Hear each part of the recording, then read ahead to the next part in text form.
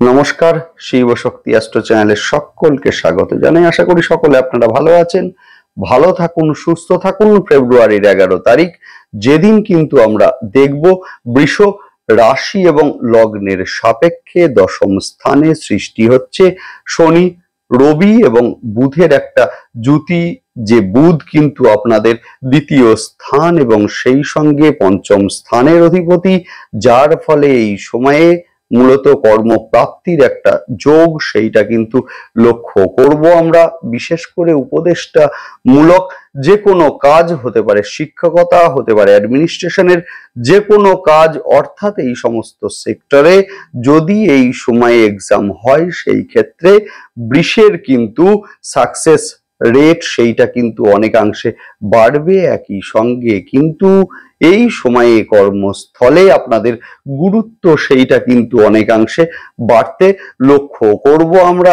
একই সঙ্গে কর্মস্থলে যদি যে কোনো পুরাতন অর্থের প্রাপ্তি সেইটাও কিন্তু এই সময় লক্ষণীয়, অর্থাৎ কর্মস্থল থেকে আপনাদের বকেয়া কিছু আটকে আছে দীর্ঘদিন ধরে, এই সময়ে কিন্তু অবশ্যই আপনারা চেষ্টা করবেন এই সময়ে কিন্তু পুরাতন অর্থের যে প্রাপ্তি সেইটা কিন্তু এই সময়ে লক্ষণীয়। সেই সঙ্গে যেহেতু রবির সঙ্গে জুতি সৃষ্টি হচ্ছে, রবি কিন্তু আপনাদের 4th হাউসের অধিপতি, যার ফলে শিক্ষার ক্ষেত্রে একটা সাকসেস সেইটা কিন্তু এই সময়ে লক্ষণীয়। বিশেষ করে ইঞ্জিনিয়ারিং, মেডিকেল অথবা ম্যানেজমেন্ট ইত্যাদি যে কোনো সাবজেক্ট নিয়ে যারা পড়াশোনা করছেন এই সময়ে কিন্তু তাদের উন্নতির সময়। যেহেতু বুধ আপনাদের পঞ্চম স্থানের অধিপতি এবং পঞ্চম স্থানে কিন্তু বর্তমানে অবস্থান করছেন কেতুদেব, যার ফলে কিন্তু এই সময়ে প্রেমের ক্ষেত্রে একটা ডিস্টারবেন্স সেইটা যেমন মূলত ছিল, একই সঙ্গে কিন্তু সন্তানের ক্ষেত্রেও একটা ডিস্টারবেন্স সেইটা কিন্তু ছিল বৃষ রাশি এবং লগ্নের জাতক জাতিকাদের। এবারেও আমরা দেখব যে এই সময়ে সন্তানের শিক্ষার ক্ষেত্রে একটা উন্নতি সেইটা কিন্তু লক্ষণীয়। একই সঙ্গে কিন্তু যাদের সন্তান কর্মপ্রাপ্তির জন্য দীর্ঘদিন ধরে চেষ্টা করছিলেন, এবারে কিন্তু সুযোগ এসেছে। অবশ্যই আপনারা এই সমস্ত সেক্টরে অ্যাপ্লাই আপনারা অবশ্যই করবেন এবং এই সময়ে কিন্তু যদি আপনাদের দশা এবং অন্তর্দশা পারমিট করে সেই ক্ষেত্রে কিন্তু সাকসেস রেট সেইটা কিন্তু অনেকাংশে বাড়বেই বাড়বে। যাদের মা দীর্ঘদিন ধরে অসুস্থ ছিলেন এদের ক্ষেত্রে কিন্তু বেটার একটা ট্রিটমেন্ট সেইটা কিন্তু এই সময়ে লক্ষণীয়। একই সঙ্গে কিন্তু এই সময়ে কর্মস্থলে বেশ কিছু উপকারী বন্ধুর সংস্পর্শ সেইটা আপনারা পেতে চলেছেন। যদিও এই সময়ে প্রেমের ক্ষেত্রে একটা ডিস্টারবেন্স সেইটা কিন্তু লক্ষণীয়, অর্থাৎ একটা ইগোর সমস্যা অথবা একটা সন্দেহের জাল সৃষ্টি হওয়া, যার ফলে সাময়িক সময়ের জন্য একটা বিচ্ছেদ সেইটা কিন্তু এই সময়ে লক্ষণীয়, অথবা প্রেমিক অথবা প্রেমিকার শরীর নিয়ে অল্প বিস্তর দুশ্চিন্তা সেইটা কিন্তু এই সময়ে লক্ষণীয়। দেখুন, নতুন বছর যে বছর কিন্তু মঙ্গলের বছর এবং সেই মঙ্গল কিন্তু বর্তমানে বক্রী অবস্থায় অবস্থান করছেন এবং আপনাদের দ্বিতীয় স্থানে অবস্থান করছেন। নতুন বছর যেহেতু মঙ্গলের বছর, যার ফলে কিন্তু এই সময়ে ব্যবসার ক্ষেত্রে যথেষ্ট উন্নতি সেইটা লক্ষণীয়। একই সঙ্গে কিন্তু এই সময়ে লক্ষ্য করব কর্মসূত্রে যারা বিদেশে যেতে চাইছেন এদের ক্ষেত্রে কিন্তু যথেষ্ট শুভ সময় এই বছরেই আসবে। একই সঙ্গে কিন্তু এই সময়ে বিবাহ ফাইনালাইজড হতেও আমরা লক্ষ্য করব।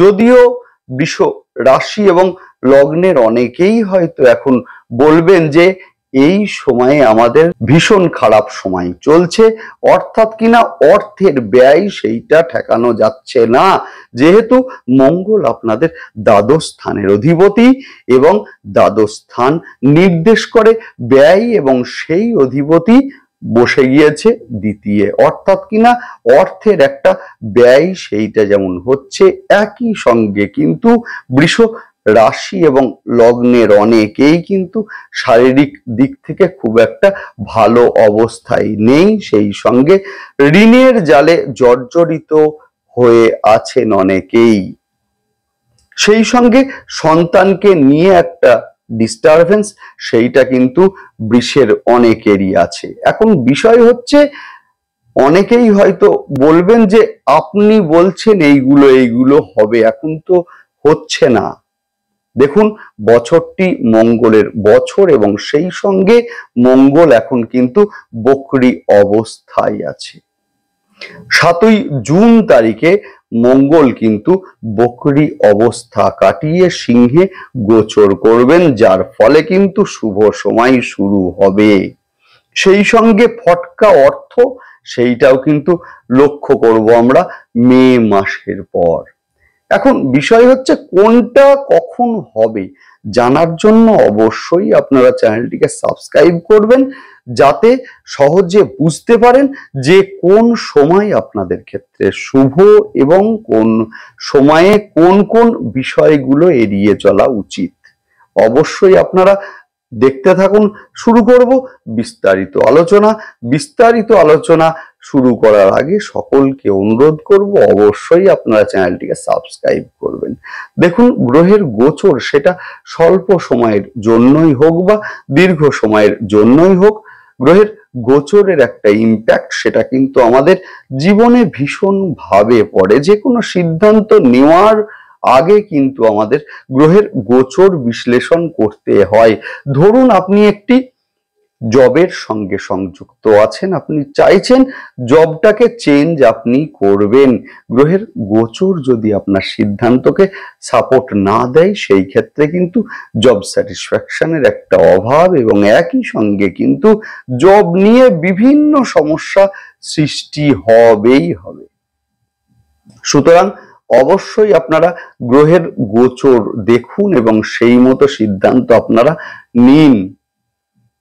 অবশ্যই আপনারা চ্যানেলটিকে সাবস্ক্রাইব করবেন, যাতে গ্রহের গোচরের সঙ্গে সঙ্গে প্রতিটা ভিডিওর নোটিফিকেশন আপনাদের কাছে সহজে পৌঁছে যায়। বিনা প্রতিকারেই আপনারা ভালো থাকবেন। যাই হোক, শুরু করছি বিস্তারিত আলোচনা। এই সময়ে কিন্তু বৃষ রাশি এবং লগ্নের জাতক জাতিকারা যথেষ্ট চাপের মধ্যে আছেন, বিশেষ করে আর্থিক দিক থেকে।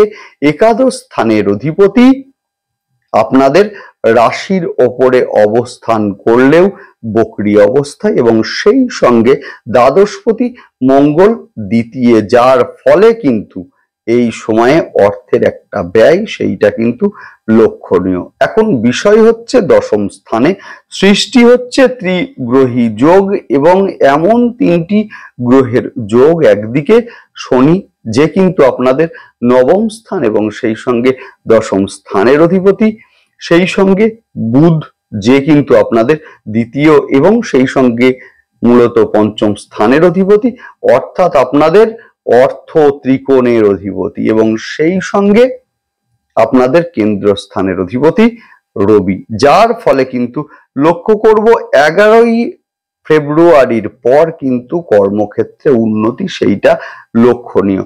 যাদের মূলত কর্মস্থলে প্রমোশন আটকে ছিল দীর্ঘদিন ধরে, সেই যে প্রমোশন সেইটা হওয়ার একটা সম্ভাবনা সেইটা কিন্তু এই সময় লক্ষণীয়।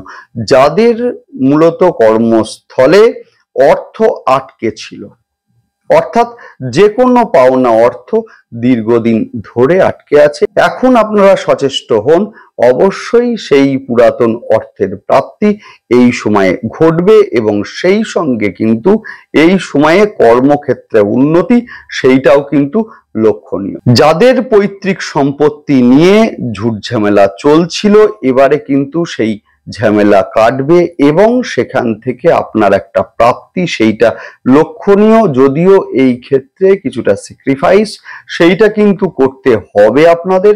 বিবাহের ক্ষেত্রে যাদের বারংবার বাধা আসছিল বা সেরকম সম্বন্ধ আসছিল না, এদের ক্ষেত্রে বলবো এই সময়ে কিন্তু বিবাহের উপযুক্ত সম্বন্ধ আসতে চলেছে এবং বিবাহ ফাইনালাইজড হতেও কিন্তু এই সময় লক্ষ্য করব আমরা।